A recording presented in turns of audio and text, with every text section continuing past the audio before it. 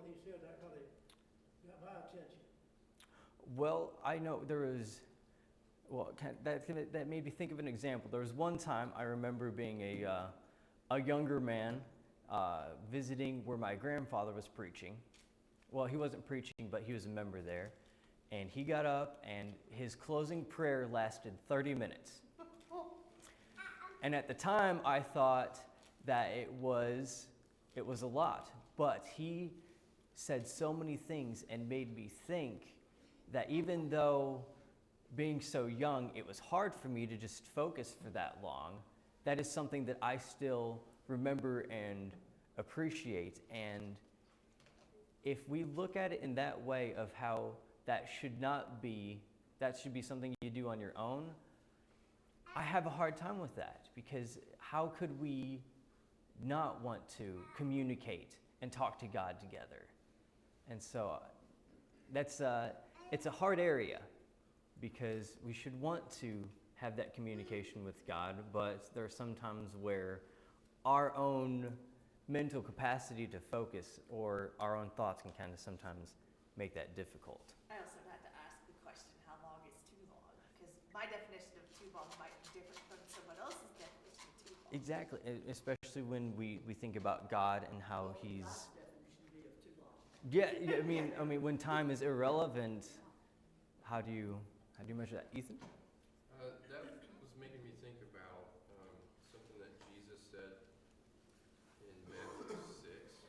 So I think part of it is what's our motivation. Mm-hmm. Because he says, and when you pray, do not keep up empty phrases as the Gentiles do, for they think that they'll be heard for their many words. So if I'm doing that just so everybody can see how deeply spiritual I am and be impressed with my eloquence and my length, then you should probably leave that at home. Yes. But Yeah. I think everybody's right in the fact that if we're doing this fervently and sincerely, then Yeah. who cares?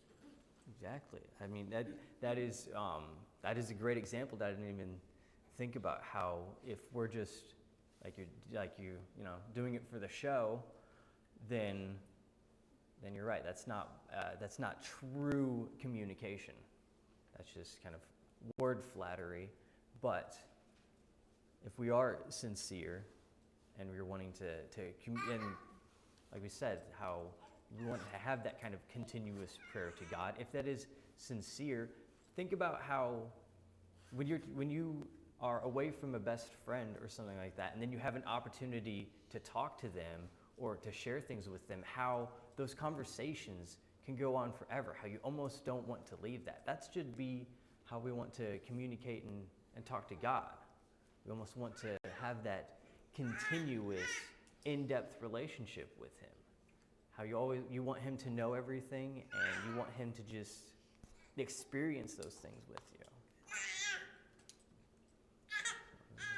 Yes, Jim? It's highly unlikely that people will pray too much, but the Bible says pray without ceasing.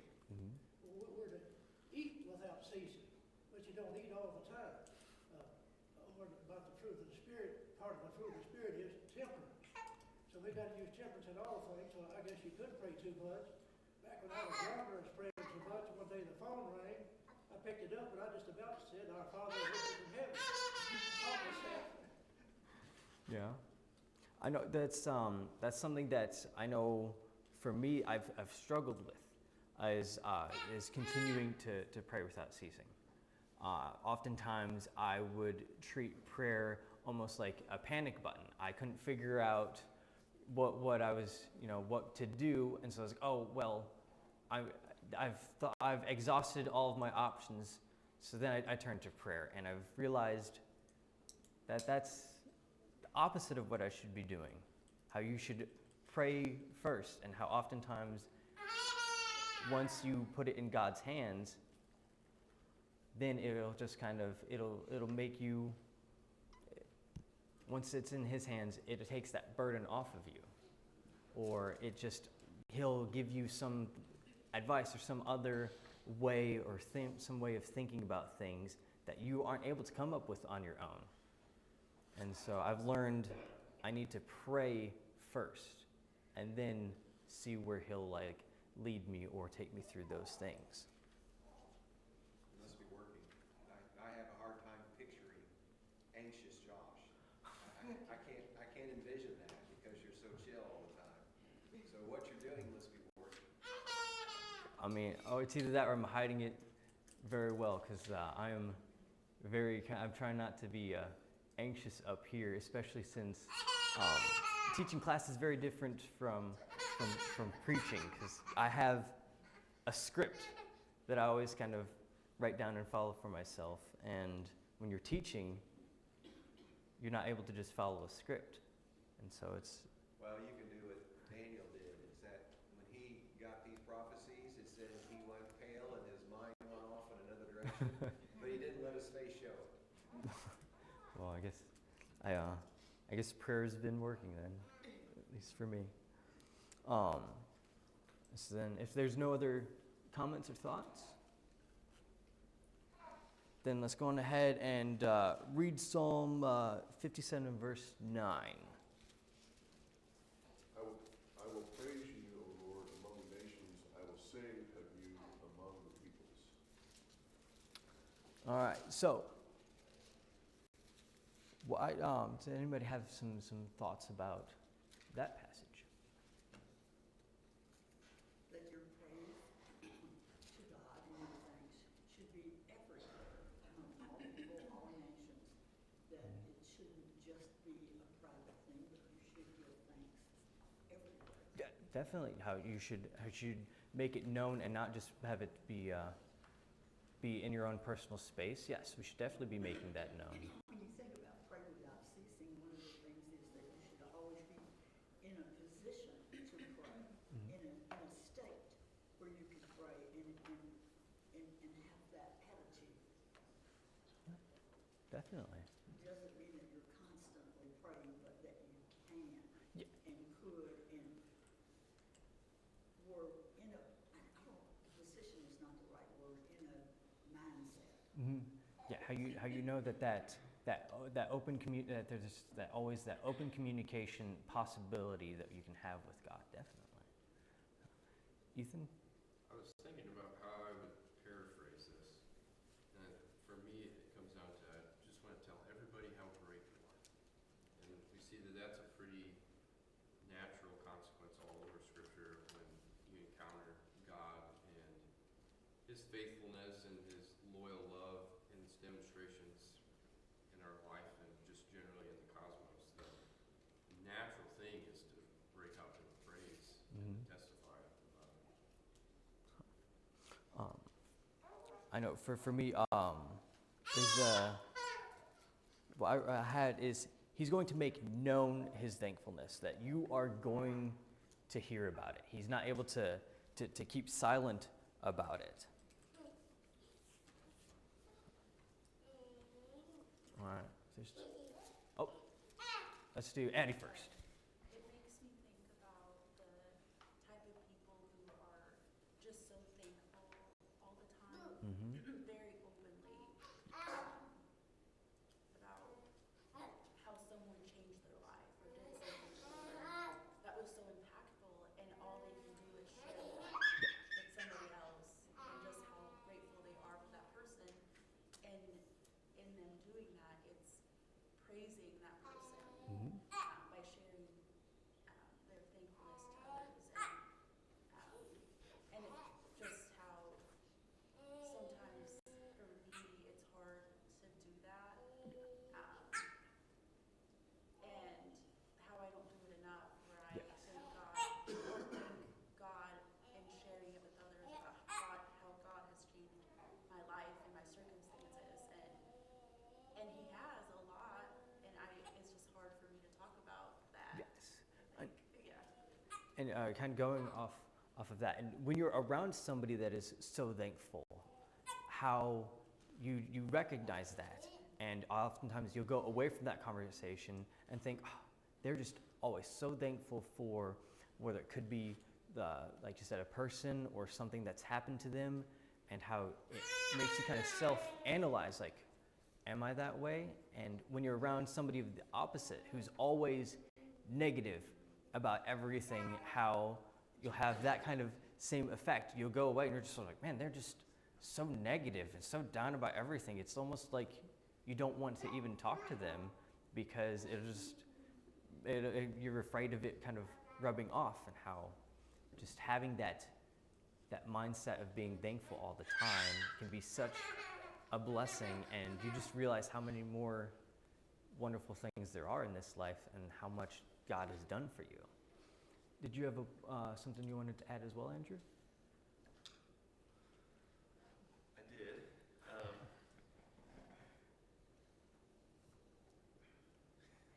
I did. We can move on. Oh, all right. Well, if you think about it, then I'd love to hear your thoughts as well. Did anybody else have anything that they wanted to? Yes. What you were just saying, is the glass half full or is the glass half empty? How do we look at that? Is it half full or is it half empty? Half full or half empty? Well, I would try to think of it as half full, because there's already some there, and you can always add more. And if you were to look at it as half empty, then you're negative, and it's already kind of gone. So, Ethan? Yeah, that made me think of something I try to practice on my own. So I feel like just in general, I deal with a lot of like self-obsession, I think like a lot of us do, about, me and my problems. And one of the things that's helped is getting really specific about just kind of how life for me is glass half full. And it's about even just trivial things. Like, Yeah. so I'll try to, when I'm thinking about that, be thankful for my warm coffee in the morning. Yeah. Or, a friend that I can send a text to. Or the fact that my house is heated. All kinds of things. And that really works to change my perspective. And helps me realize that there's always something that I should be grateful for. Yeah, indeed. There's when we have that mindset, we realize that there are so many more things that we're thankful for. I heard, I forget, it was a story earlier this week about how when something negative happens to you, it might only last seconds in a day. And I forget, they said how many seconds there are in a day. And it said, you might have this event, like that you spill your coffee in the morning. And so then you ruined your shirt, and how that was 5 seconds. You put a different one on, and that offense already happened. But if you let those 5 seconds of that affect so much of your day, you've let 5 bad seconds ruin how much of the day, and how it might, it was just a 5-second event. But there's so many more things to be thankful for, that if we continue to focus on those, then we can realize how much good there is compared to how much negative there is. John? I got some advice from my dad years ago, and he got it from an old preacher that was near 100 years old. And I would say it's one of the most impactful advice. It's very simple. When it comes to having problems in your life, he was told that if you want to have a life without problems and stress, go to Walmart, get a lawn chair, and go sit in the local graveyard and make that your job every day. Because you can say anything you want to those people, they've never complained back to you, and there will be no problems in the graveyard. So, if you have problems, guess what? Congratulations, you are among the living. Yeah, that's a very valid point. Everybody who is living here on this earth will have problems and obstacles that they have to face. And it's not till we are done with this earth that those things do kind of go away. I do love like the older wisdom and things like that. There's so many things that we can learn. Anybody else have any comments about this? Andrew. So I remember. Okay. The passage here in Psalm 57 where it's giving thanks before the nations, I was thinking of how I would sort of paraphrase that too, and it has some aspect of making it evident to other people that we are giving credit to God. Mm-hmm. And sometimes when I see people doing that, I jump to judgment. And the example that I can think of is if you see an athlete in an interview and, oh, well, how were you able to do so well? And they say, well, first things first, I want to thank my God, or something like that. And I have in the past looked at that and thought, oh, that's performative, and I've judged that sort of expression. But I think the lesson I can draw from this psalm is, well, why don't I make it more evident when I can credit God for things in my life in the presence of, this translation says, sing praises to you before foreigners. Mm-hmm. So people who know nothing else about you other than you are giving credit to God for the success or for whatever He's blessed you with. Yeah, it's a good point.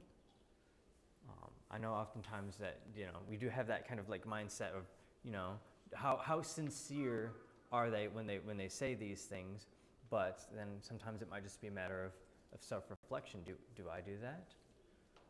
I guess you think about if they say it with the wrong motive, that's on them. Yeah. But at least they said it and it might influence somebody else. Mm-hmm.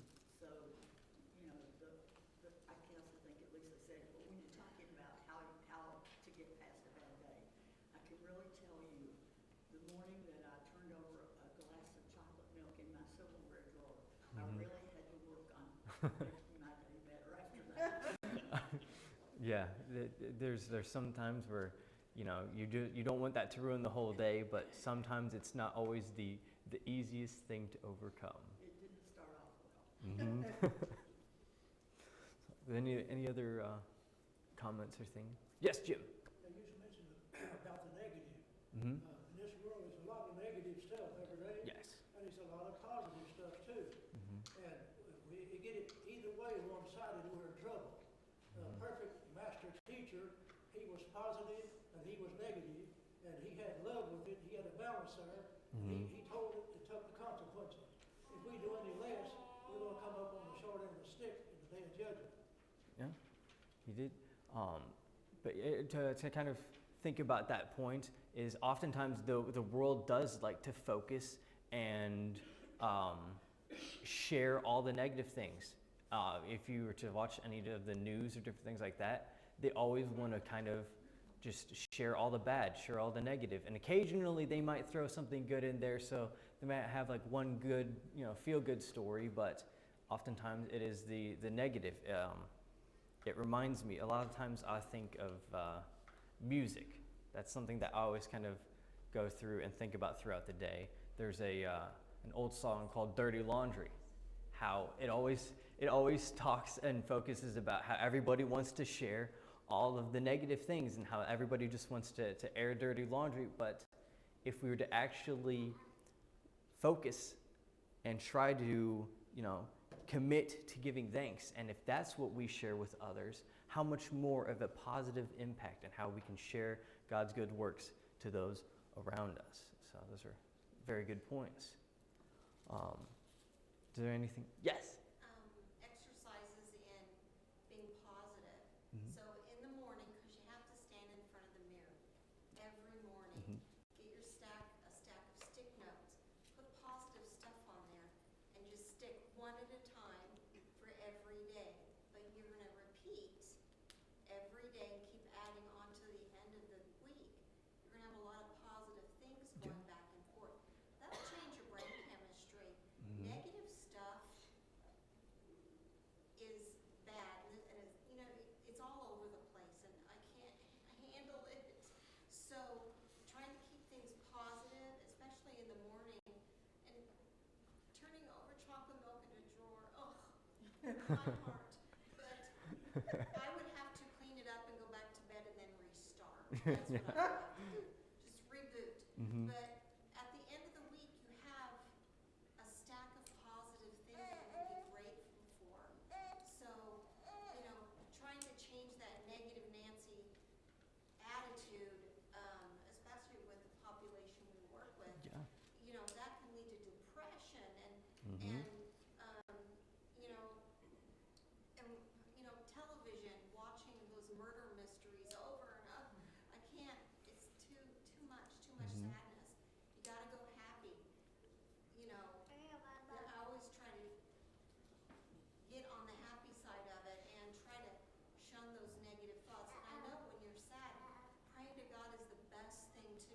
It is, Because it yeah. can uplift you. It's just unburdening your heart.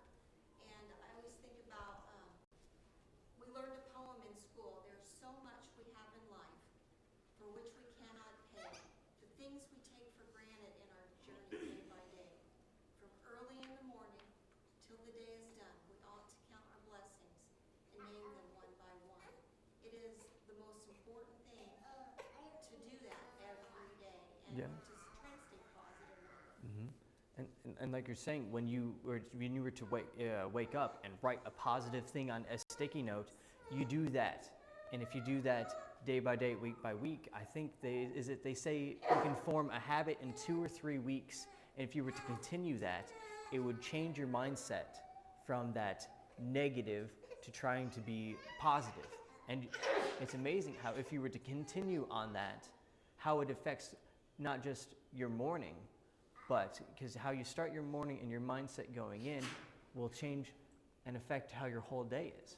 And so if we start off positive, we have to start off by thanking God, then we're able to kind of keep and continue that more throughout the day.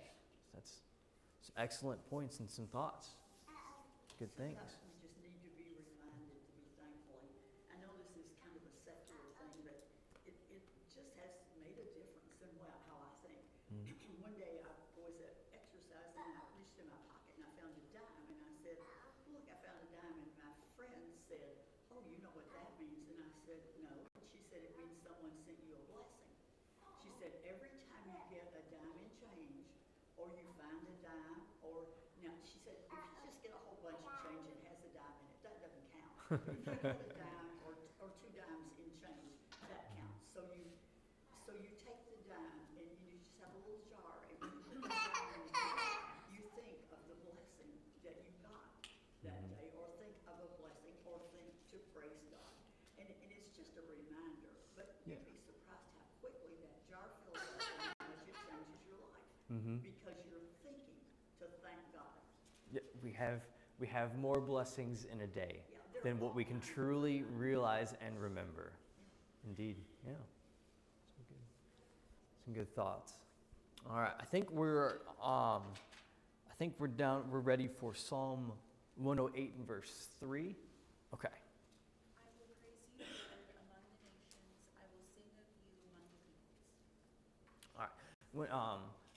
I kind of, as my thought about that is how, I'm going to sing, sing to you among the peoples?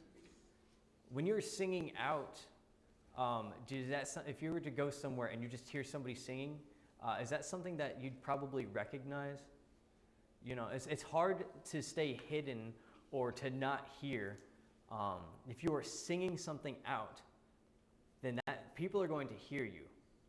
And so when you're singing out that thanks, the people around you will definitely notice that because they will hear you in you doing those things. Does anybody have some more thoughts or comments about that? Yes, Jim. Yeah, as we go through these 150 Psalms, I just read through all of them 2 days ago, and you can see in there that said beautiful, positive things all the way through. And you go see through there, they're saying the negative things all the way through too. There's your balance I'm talking about. Yeah. Jesus demonstrated in his 33 and a half years. He got both sides and he took the consequences. And where's he today? He's at God's right hand as Lord of all. We have to acknowledge that there are going to be negative things that happen in this world, but how are we going to overcome those? There is that balance, and so we have to acknowledge that things are going to happen, but we have to acknowledge the good things that happen too. And we have to, like you said, try to strive to keep that balance and not let it overtake us. So, any other thoughts or comments about these? All right. Is that the final bell, or is that the warning? That's fine. All right. Well, I appreciate all the thoughts and comments, and look forward to studying more about this on Wednesday. So, thank you.